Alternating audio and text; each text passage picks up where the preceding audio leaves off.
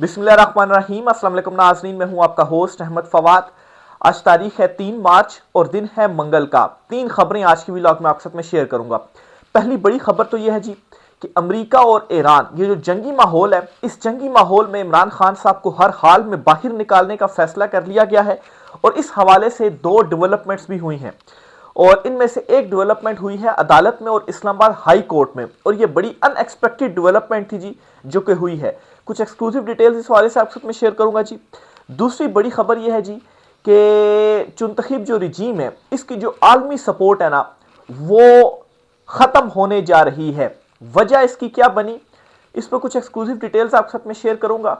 और इस सपोर्ट के खत्म होने के बाद इनका क्या बनेगा, इस पर भी कुछ अहम तरीन तफसीलात हैं, वो भी आपके साथ में शेयर करूंगा जी। फिर साथ साथ आपको ये भी खबर दूंगा कि अमेरिका ईरान जो जंग है जी, इसमें अब मजबूरन चीन को भी कूदना पड़ रहा है। चीन ने काफी दिन पहले खामोशी इख्तियार किए रखी, फिर कल उन्होंने स्टेटमेंट दी और उस स्टेटमेंट में यह तासुर था माफ कीजिएगा कि वो चीन के साथ खड़े हुए हैं और अमेरिका ने गलती की। बहरहाल जी, अब जो चीन है उसे मुकम्मल तौर पर ईरान का जो साथ है वो देना पड़ेगा। और फिर साथ साथ आपको ये भी खबर दूंगा कि एक डबल गेम भी सामने आई है अमेरिका की, और इस डबल गेम ने जो अरब है ना, अरबों को बड़ा मतलब है कि दुख पहुंचाया है। क्या वो इस सारे मामले में अब भी अमेरिका के साथ खड़े होंगे, इस पर भी कुछ एक्सक्लूसिव डिटेल्स हैं। और ये डबल गेम क्या है वो भी आज की व्लॉग में आपके साथ में शेयर करूंगा। सबसे पहली जो बड़ी ब्रेकिंग न्यूज है जी, वो आपके साथ शेयर करते हैं कि इमरान खान साहब को इस जंगी माहौल में हर हाल में अब बाहर निकालने का जो फैसला है वो कर लिया गया है। और आपको ये भी खबर दूंगा जी कि यही राइट टाइम है कि इमरान खान साहब के लिए आवाज़ उठाई जाए और इस टाइम में इमरान खान साहब के लिए पूरा जोर लगाया जाए कि उन्हें बाहर निकाला जाए। सबसे पहले तो जी, कल इस्लामाबाद हाई कोर्ट जो है वहाँ एक दरखास्त इमरान खान साहब की, जिसमें उन्हें अडियाला जेल से शिफ्ट करने का कहा गया जी अलशिफा हॉस्पिटल, और साथ साथ ये भी कहा गया कि उन्हें अपने ज़ाती मालजीन तक एक्सेस दी जाए। इस दरखास्त को अचानक से समात के लिए मुकर्रर कर लिया जाता है और आज इसकी जो समात है वो होने जा रही है। अभी जब मैं वीलॉग रिकॉर्ड कर रहा हूं तो इस दौरान जो समात है वो शुरू तो नहीं हुई, लेकिन हो सकता है कि आधे पौने घंटे तक वो शुरू हो जाए। लेकिन इसमें डेवलपमेंट ये है कि वीकली कास्ट लिस्ट ये नहीं थी। वैसे तो इस तरह से होता है ना कि वीकली कास्ट लिस्ट जारी होती है जुम्मे हफ्ते वाले दिन, और उसमें पूरे हफ्ते के 15 दिन के केसेस समात के लिए मुकर्रर होते हैं। अगर बीच में किसी वर्किंग डे में अगर कोई केस मुकर्रर होता है समात के लिए, तो वो एक सप्लीमेंट्री कास्ट लिस्ट होती है।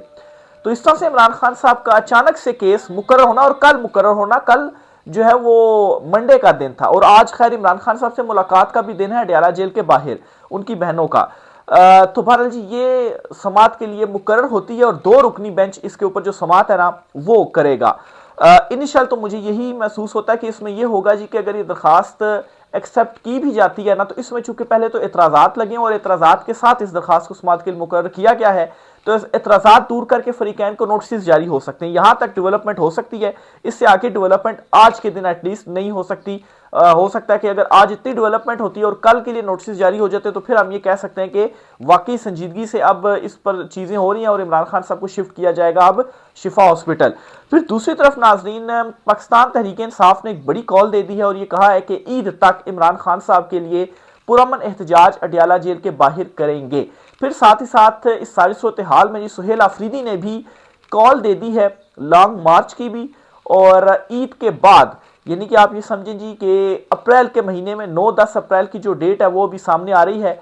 जो आज़ादी या मौत वाला जो कंटेनर है सुहेल आफरीदी साहब वो निकालेंगे और वो ये ऐलान कर चुके हैं कि जो भी कीमत अदा करना पड़ी, चाहे वो केपी हुकूमत की शक्ल में है, मेरी नाअहली की शक्ल में है या मेरी जेल की शक्ल में है, जो भी कीमत अदा करना पड़ी अब हम बाहर निकलेंगे।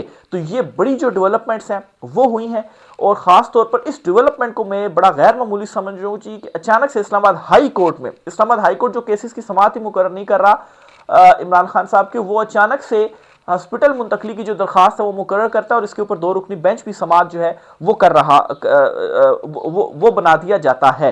तो एक तो ये बड़ी गैर मामूली जो डेवलपमेंट है वो हुई है। अब ये क्यों हो रही है, इसके भी जो ये अमेरिका ईरान जो जंग है, मैं समझता हूँ कि इसके जो कुछ आसार है ना उसके नतीजे में ही ये जो कुछ डेवलपमेंट्स है ना ये हो रही हैं। क्योंकि इमरान खान साहब को अब आप ज़्यादा देर अंदर नहीं रख सकते, मजबूरी आपकी ये बन गई है, आलमी सपोर्ट ख़त्म हो रही है, इंटरनल सपोर्ट है नहीं, तो जाएं हम कहाँ पर। ऊपर से मुखालफत इतनी हो गई है कि आप देखें कि कल मरियम नवाज और बिलावल जरदारी, इन दोनों से ये पूछा जाता है जी कि जो कुछ अमेरिका कर रहा है, क्या अब भी आप ट्रंप को, जो आपने नोबल अमन इनाम के लिए नामजद किया हुआ है, नॉमिनेट किया हुआ है, क्या अभी भी वो आपके नॉमिनी हैं?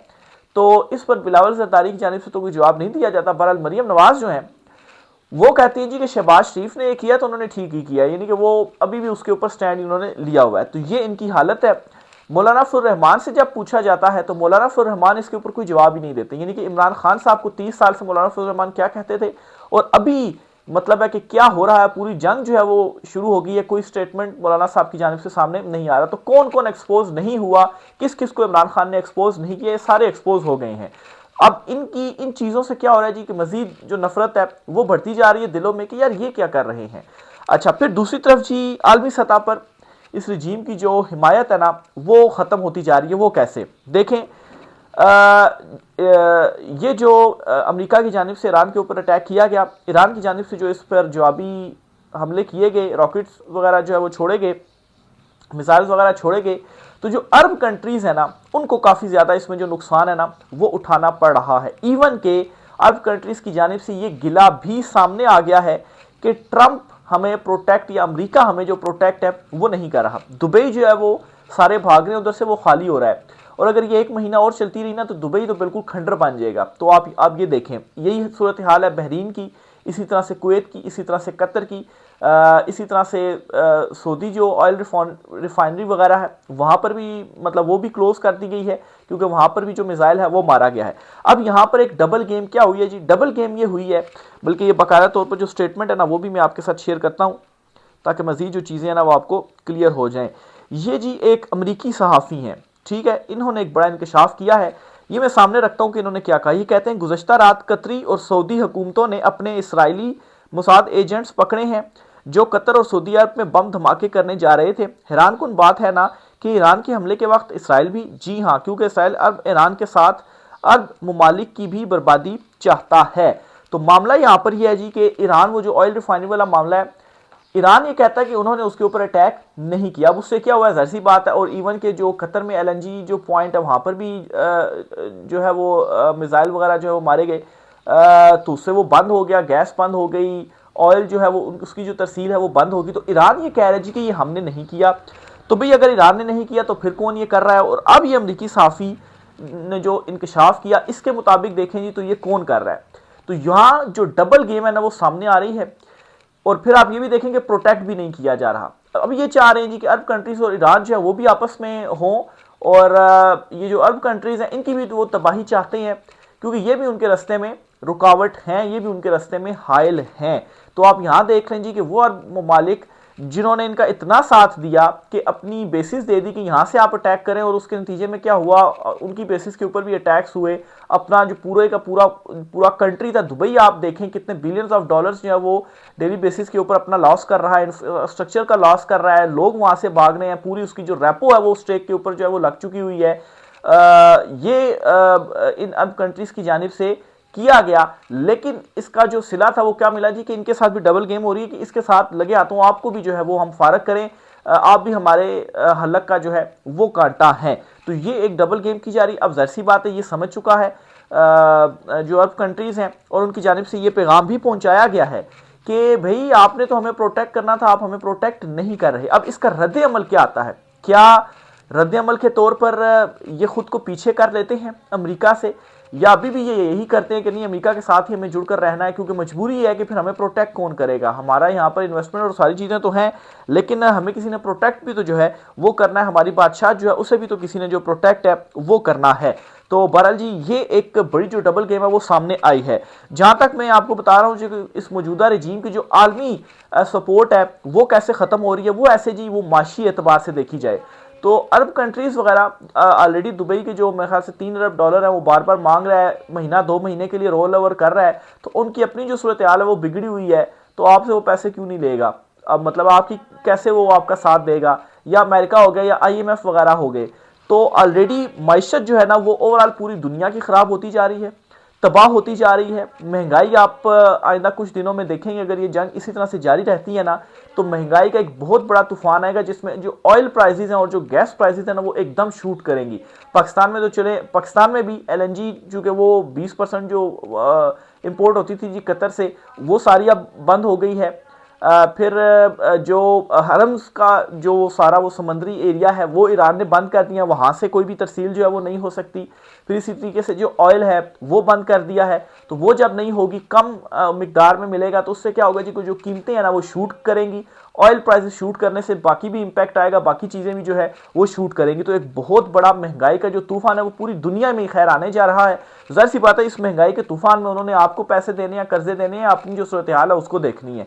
तो इस तनाजुर में मैं कह रहा हूँ जी कि एक बहुत बड़ी जो हिमायत है ना वो ये लूज करने जा रहे हैं। ऑलरेडी सूरत हाल यहाँ पर ये है जी कि लोग इनके अगेंस्ट सड़कों पर निकल भी रहे हैं, लेकिन मैं ये समझता हूँ जी कि अगर इमरान खान के लिए ये नहीं भी निकलते ना, तो मतलब है कि जब आपको खाने को कुछ नहीं मिलेगा, जब महंगाई बेरोजगारी इतनी अरूज के ऊपर होगी, तो फिर आप क्या करेंगे, आपको निकलना ही निकलना पड़ेगा।